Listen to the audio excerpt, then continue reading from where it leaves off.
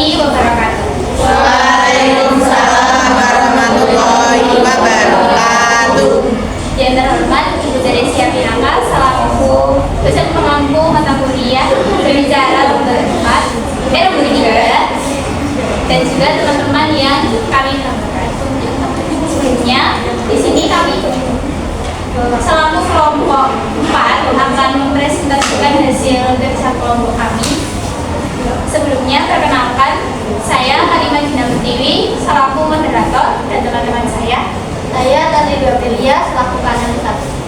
Saya Nova Oleh Selinda selaku notulen. Saya Nabi Nurali selaku konex.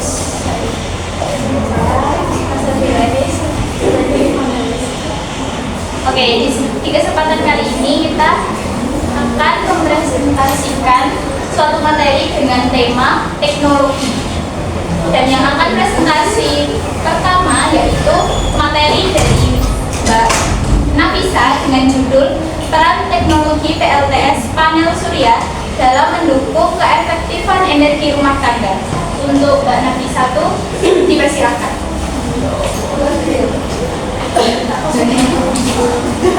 Baik, terima kasih atas waktunya teman-teman. Saya silakan mempresentasikan mengenai saya dengan judul peran teknologi PLTS Panel Surya dalam mendukung kemandirian energi rumah tangga.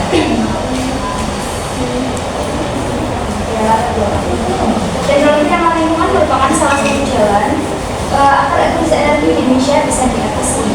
Dan panel surya merupakan teknologi yang ramah lingkungan yang dinilai paling efektif diterapkan di Indonesia karena Indonesia ini memiliki potensi yang besar dalam pengembangan teknologi berbasis panel surya.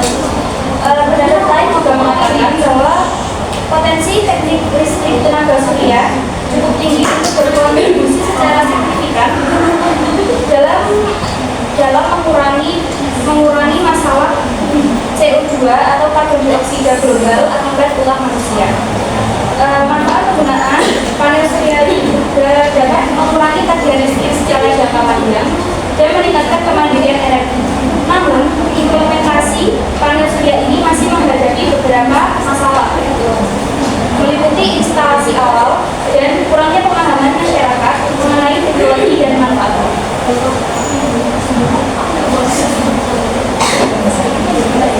Ya, itu langsung pembahasan karena tadi masalahnya sudah saya bacakan di latar belakang. Indonesia memiliki potensi energi surya yang sangat tinggi. Rata-rata Indonesia memiliki potensi surya puncak terbesar 112.000 gigawatt sepanjang tahun. Nah, angka ini setara dengan 4,8 kWh per meter persegi. Namun, saat ini baru 10 MWp yang dimanfaatkan. Maka dari itu, kita untuk memperkenalkan pembangkitan EDD atau energi baru terbarukan berskala kecil di masyarakat.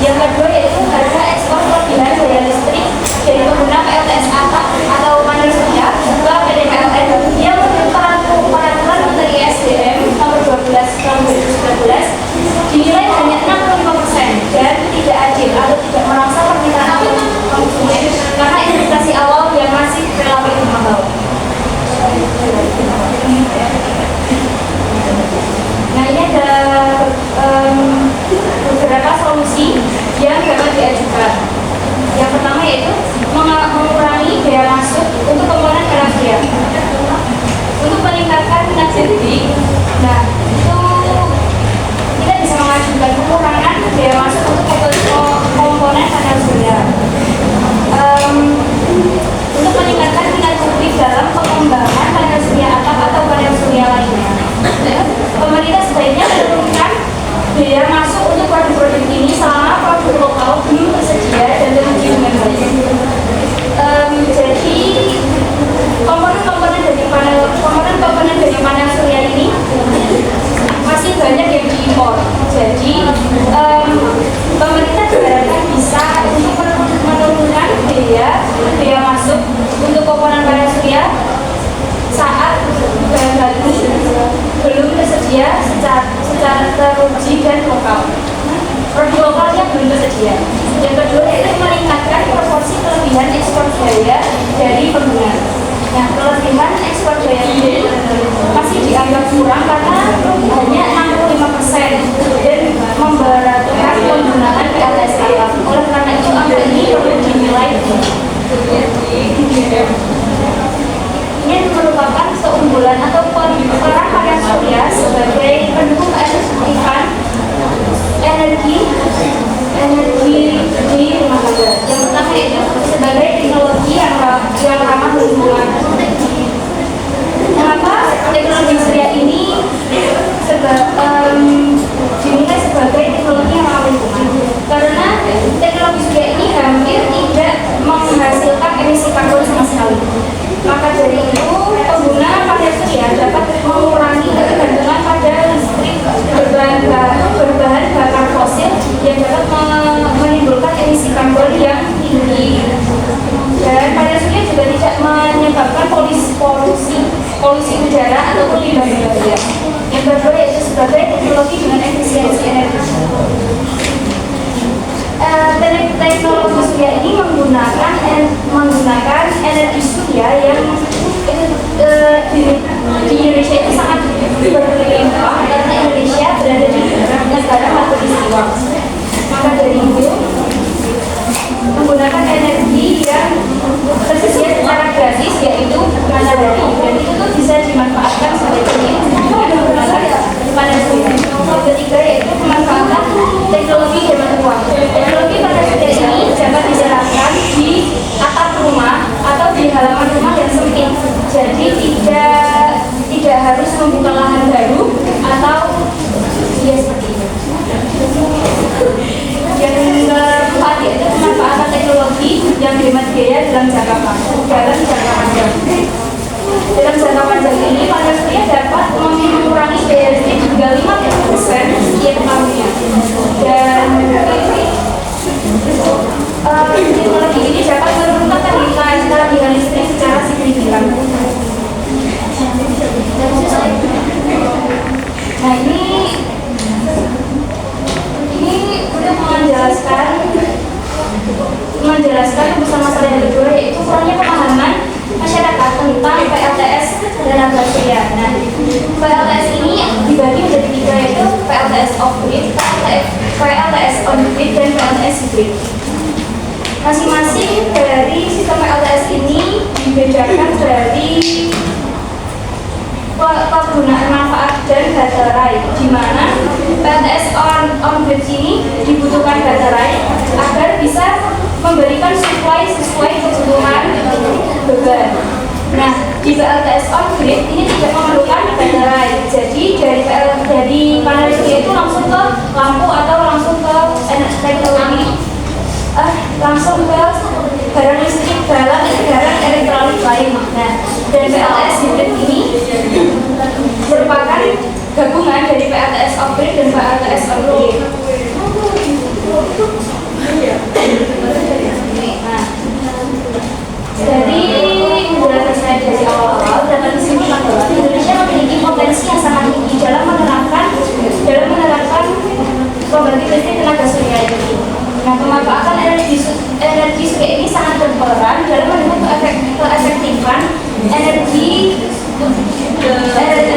rumah tangga, yaitu sebagai teknologi yang ramah lingkungan, sebagai teknologi yang dengan efisiensi energi, pemanfaatan teknologi dengan hemat uang, dan yang terakhir pemanfaatan teknologi yang dihemat biaya dalam jangka panjang.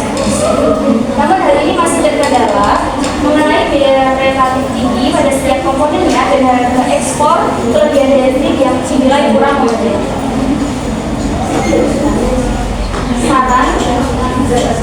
Saran untuk permasalahan di atas yaitu andil pemerintah dalam peran panel surya ini sangat andil pemerintah dalam peran panel surya ini sangat mendukung keefektifan energi rumah tangga. Maka dari itu pemerintah diharapkan dapat membantu persoalan ini dengan menurunkan biaya masuk ke komponen panel surya dan meningkatkan proporsi kelebihan ekspor daya dari pembeli. Jika belum memungkinkan, maka pemerintah dapat membuat kebijakan subsidi untuk menunjang keberlangsungan teknologi ramah lingkungan, khususnya pengguna PLTS panel surya. Sekian dari saya. Terima kasih. Baik, terima kasih untuk Mbak Nafisa atas presentasi yang luar biasa. Selanjutnya kami akan membuka sesi tanya jawab dengan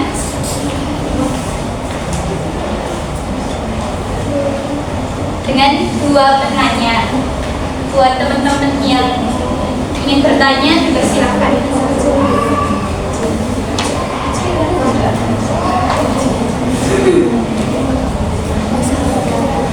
Oke, sepertinya tidak ada, jadi langsung saja kirim loh. Oh ya, silakan Mas Yogi.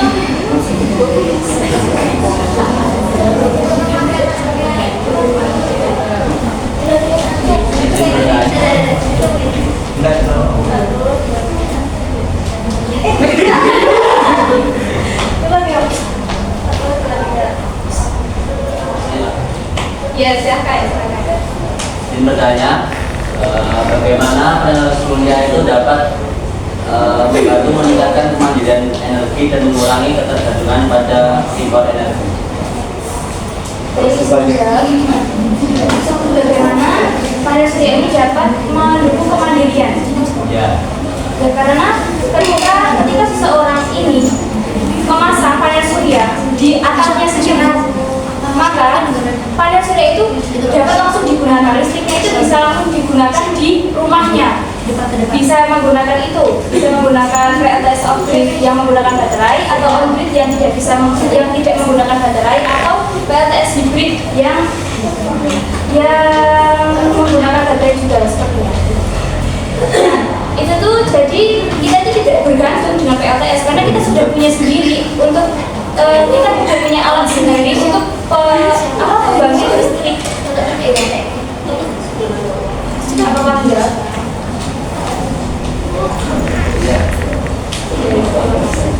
Baik, terima kasih pertanyaannya dari Yogi. Selanjutnya masih ada yang ingin ditanyakan? Oke, sepertinya tidak. Jadi mari kita lanjut ke materi yang kedua. Jadi materi yang kedua akan disampaikan oleh Tantri Dwi Aprilia dengan judul Kecerdasan Buatan dan Otomatisasi Inovasi Teknologi Menuju Revolusi Industri 5.0. Untuk Tantri Dwi dipersilakan.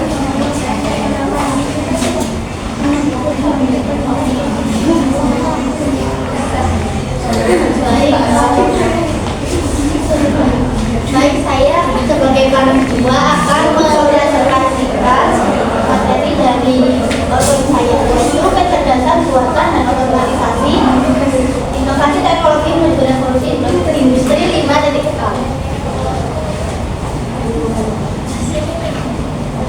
Yang pertama adalah ternyata revolusi industri 5.0 menekankan kolaborasi antara manusia dan teknologi, yaitu revolusi industri 5.0 diterapkan pada sinergi antara manusia dan teknologi cerdas untuk menciptakan sistem kerja yang lebih efektif dan berkelanjutan. Ini yang kedua, kecerdasan buatan atau AI dan otomatisasi menjadi fondasi utama dalam transformasi digital, yaitu kecerdasan buatan atau artificial intelligence atau AI serta otomatisasi menjadi pilar utama dalam proses transformasi digital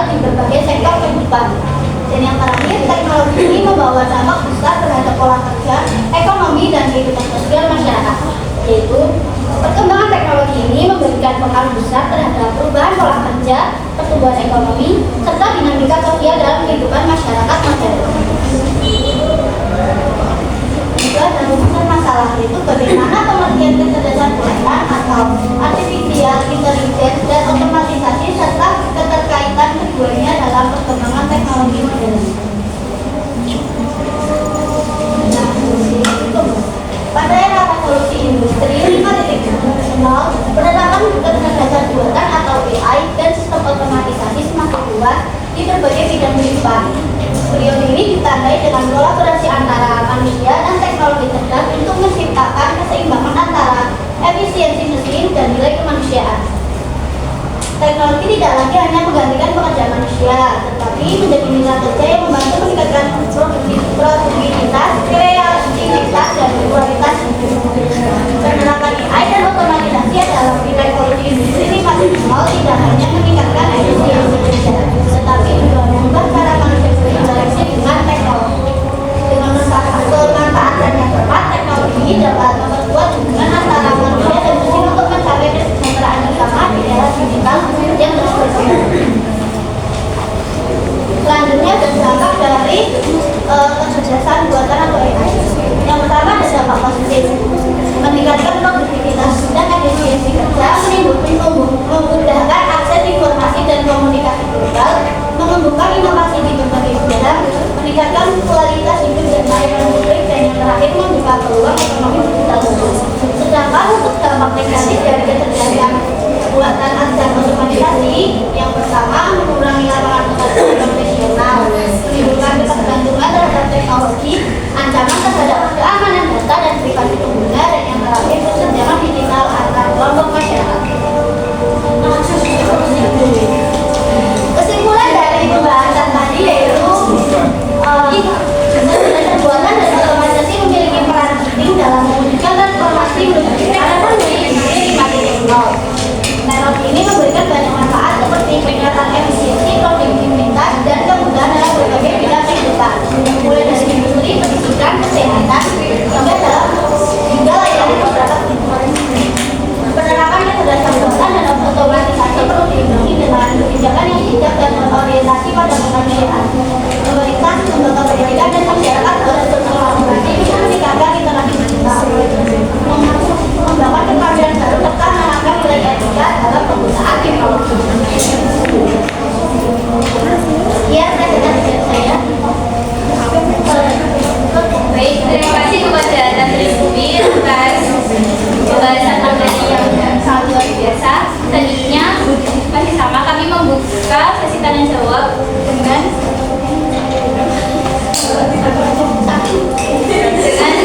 satu bertanya. Ada yang ingin ditanyakan teman-teman?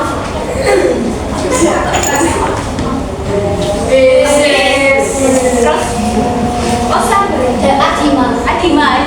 Saya ingin bertanya, revolusi di mana teknologi itu apa? Saya tuliskan dulu.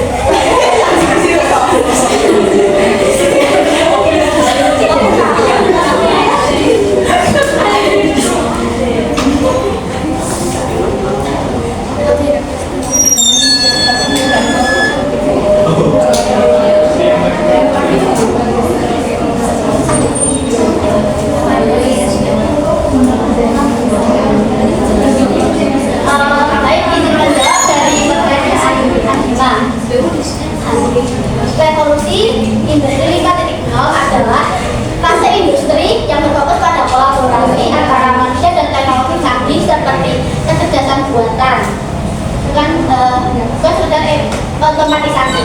Konsep ini menekankan bagaimana teknologi dapat memberdayakan dan meningkatkan kemampuan manusia untuk menciptakan nilai-nilai sosial yang meliputi willingness, sentrik atau berpusat pada manusia, resilient atau ketahanan, dan sustainable atau keberlanjutan. Apakah terjawab? Baik, terima kasih. Terima kasih kepada Adima yang telah bertanya. Selanjutnya masuki materi ketiga yang akan disampaikan oleh Marsha Dwi Nuraini dengan judul peran media sosial dalam pola komunikasi dan interaksi sosial generasi Z. Silakan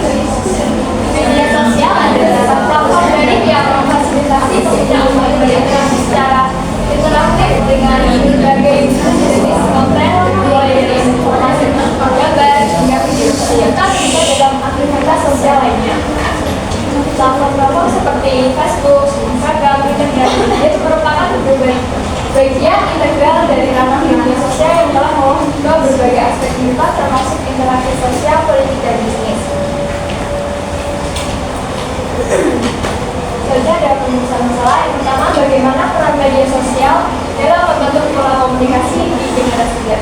Kedua, apa saja karakteristik generasi Z dalam interaksi sosial dengan masyarakat? Pertama, jenjang penulisannya untuk mengetahui peran media sosial dalam membentuk pola komunikasi generasi Z. Kedua, untuk mengidentifikasi dan mendeskripsikan karakteristik generasi Z dalam berinteraksi dengan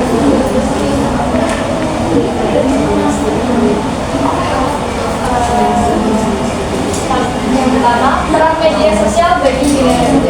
Media sosial berperan sebagai upaya untuk saling menyebarkan informasi baik itu secara personal maupun kelompok. Dan Z cenderung memiliki empati yang tinggi karena mau terlibat dalam masalah sosial yang dianggap sebagai isu sosial yang perlu diperjuangkan.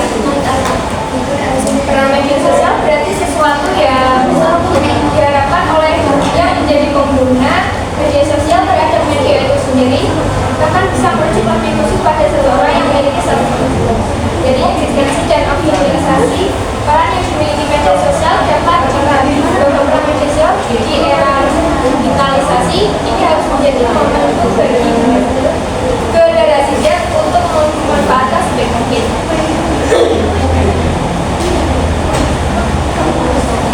Yang kedua, pola komunikasi generasi Z. Pola komunikasi generasi Z dimaksudkan sebagai metode atau cara yang digunakan oleh generasi ini dalam menyampaikan pesan kepada komunitas lainnya. Generasi Z menciptakan pola komunikasi yang dengan menggunakan media sosial dalam proses penyampaian pesannya. Komunikasi dilakukan tidak hanya secara tatap muka, tapi diaplikasikan menggunakan media sosial sehingga dapat disampaikan dengan cepat dan lebih mudah. Artinya, mereka hanya memvisualisasikan komunikasi atau artinya mereka hanya memvisualisasikan komunikasi. Boleh jadi tetap bahwa antar komunikator dan komunikan akan mendapatkan pesan tersebut. Kurangnya dalam pola komunikasi ini tidak bisa mengungkapkan isi pikiran atau keadaan atau komunikasi primer. Tapi komunikasi ini menggunakan media sosial disebut sebagai pola komunikasi sekunder. Selanjutnya, karakteristik generasi Z dalam interaksi sosial dengan masyarakat. Pertama, keterlibatan sosial melalui media sosial. Gen Z sangat aktif di media sosial dan sering menggunakan platform ini untuk terlibat dalam isu-isu yang mereka anggap penting. Mereka cenderung menyuarakan pendapat, berbagi informasi dan mendukung kampanye sosial atau gerakan komunitas secara daring. Media sosial menjadi alat utama bagi mereka untuk menunjukkan kepedulian terhadap masyarakat.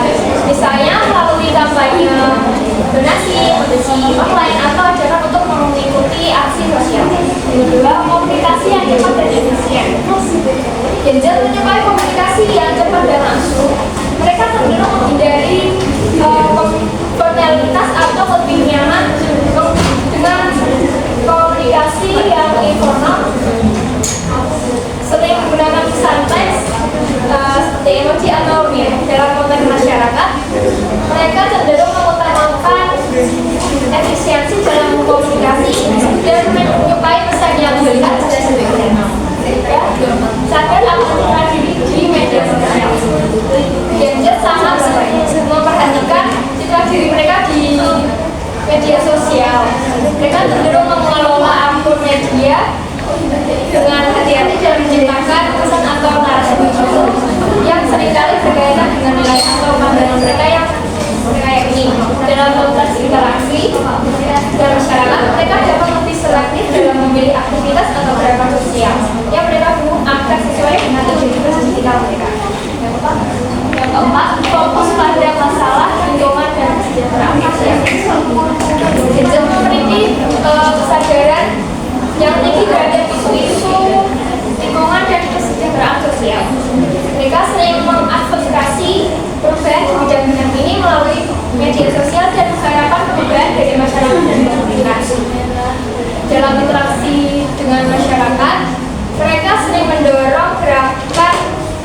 lingkungan dan keberlanjutan. Yang terakhir, menghadapi tantangan dalam situasi tatap muka. Meskipun aktif di dunia maya, beberapa anggota Gen Z mengalami kesulitan dalam interaksi tatap muka yang lebih dalam dan bermakna. Beberapa di antaranya merasa lebih nyaman berkomunikasi melalui media sosial daripada berkomunikasi langsung atau berinteraksi langsung, terutama ketika membahas yang topiknya sensitif atau emosional. Kesimpulannya, dapat disimpulkan media sosial memiliki peran dalam komunikasi dan relasi. Media sosial berfungsi sebagai alat komunikasi, menyebar informasi, dan membangun relasi serta dapat pandangan untuk memberikan kegiatan sosial. Media sosial juga menciptakan pergeseran pola komunikasi. Generasi Gen Z memanfaatkan media sosial untuk menyampaikan pesan yang cepat dan mudah. Selain itu, Gen Z cenderung lebih percaya diri berkomunikasi melalui media sosial. Sebenarnya biasa dengan bermedia sosial, Gen Z harus fokus pada menjaga keseimbangan antara interaksi digital dan komunikasi tatap muka. Pastikan keterampilan interpersonal mereka tetap terarah dan tidak tergerus oleh teks atau emosi, serta selalu memprioritaskan jarak saat akan berbagi komunikasi.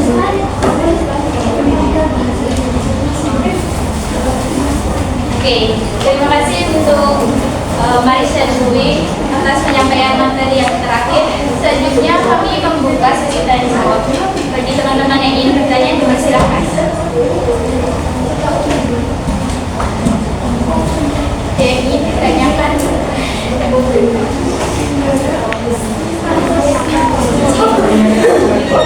Silakan.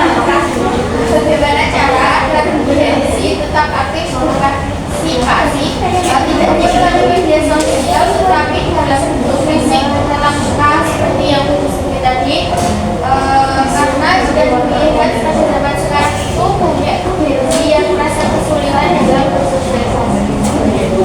Intinya cara agar kita itu gak kesulitan sosialisasi karena terlalu aktif dalam media sosial. Kayak bentuknya dengan media sosial. Saya akan lebih aktif bersosialisasi di kehidupannya.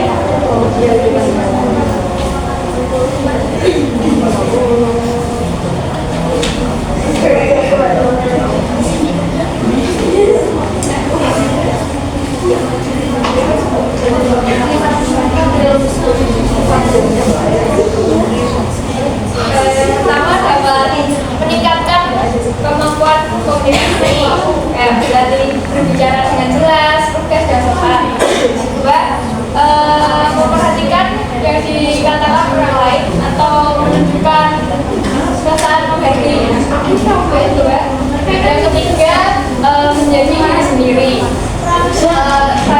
Jangan takut salah atau ketika membuat kesalahan jangan takut. Terus yang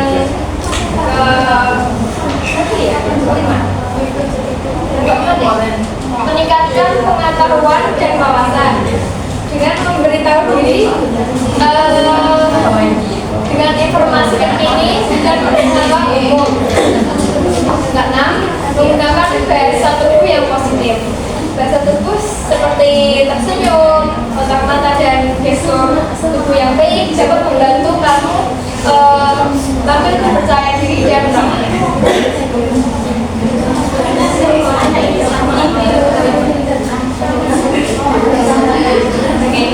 Baik, terima kasih untuk Rahma atas pertanyaannya. Yang selanjutnya adalah penyampaian kesimpulan dan pertanyaan-pertanyaan yang telah ditanyakan oleh teman-teman tadi oleh Nampes. Kenapa dipersilakan?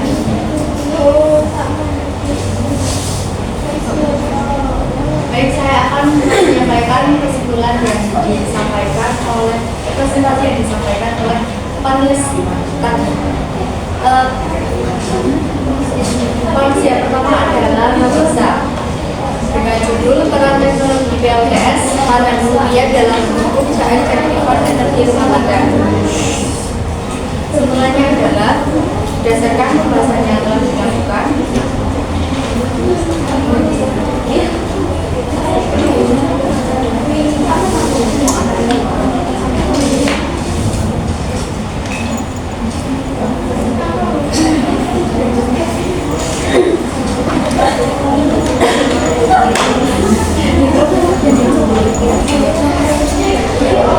Berdasarkan dari tadi analisa, kesimpulannya adalah AI memiliki dampak positif dan negatif terhadap akademik mahasiswa. Tergantung mahasiswa harus bijak dan jujur saat menggunakan AI agar tidak melanggar etika akademik. Prinsip utama dari penggunaan AI adalah gunakan AI untuk menambahkan penelitian, bukan menggantikan penelitian.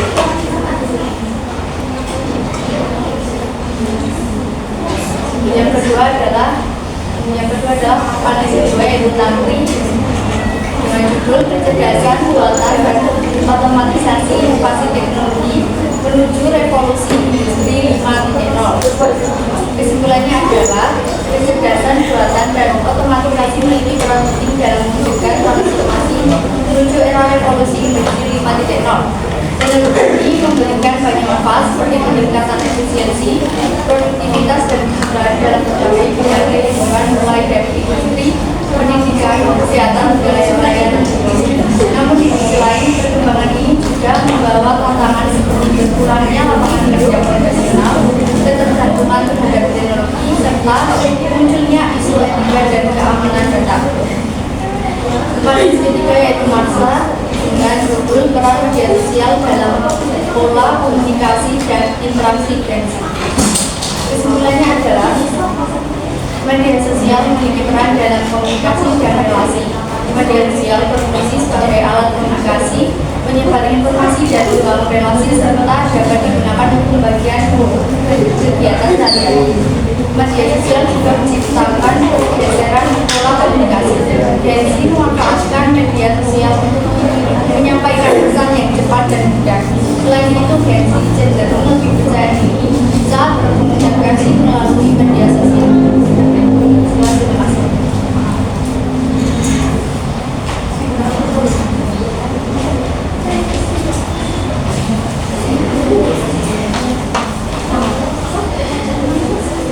Baik teman-teman, terima kasih atas perhatiannya. Kami tutup presentasi kami pada siang hari ini. Jika ada kurangnya, kami memohon maaf. Ya, terima kasih. Wassalamualaikum warahmatullahi wabarakatuh.